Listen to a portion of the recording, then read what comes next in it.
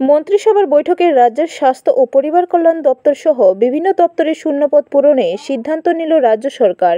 মঙ্গলবার সচিবালয়ে সাংবাদিক সম্মেলন করে এই কথা জানান মন্ত্রী সুশান্ত চৌধুরী। তিনি বলেন, সম্প্রতি মন্ত্রিসভার বৈঠকে সিদ্ধান্ত হয় রাজ্যের স্বাস্থ্য ও পরিবার কল্যাণ দপ্তরে 226 জন জেনারেল ডিউটি মেডিকেল অফিসার নিয়োগ করার সিদ্ধান্ত নিয়েছে।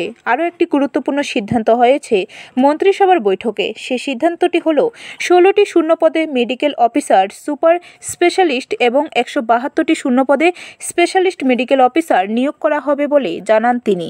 Proposal for filling up 49 vacant posts of sub-officer under Home, Fire and Emergency Service Department by direct recruitment through TPSC. আমাদের অগ্নি নির্বাপক যে দপ্তর ফায়ার সার্ভিস, সেই দপ্তরে 49 জন পোস্ট অফ সাব অফিসার নিয়োগ করা হবে এবং সেটাও আমাদের টিপিএসসির মাধ্যমে, ত্রিপুরা পাবলিক সার্ভিস কমিশনের মাধ্যমে করা হবে। তার গ্রেড পে থাকবে, স্কেল পে আমাদের level 10 of Tripura pay matrix 2018 rupees 34,700 to 1,09,800 এই হবে তার পে স্কেল।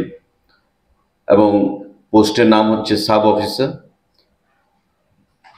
যা রিকুইজিট যে qualification educational, graduate in science from recognised university and preferably passed the basic firefighting course of at least 3 months duration from any government recognized college.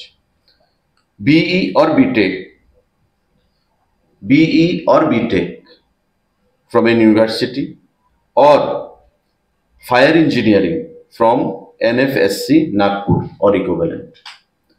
Graduate in any discipline from recognized university and passed the 6 months elementary firefighting course from a state fire training institution.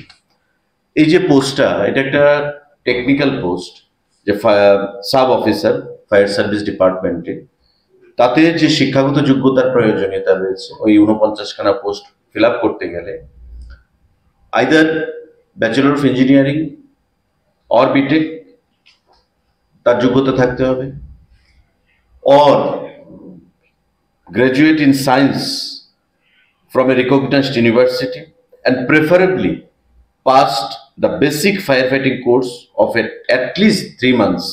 Bureau report, খবর ত্রিপুরা।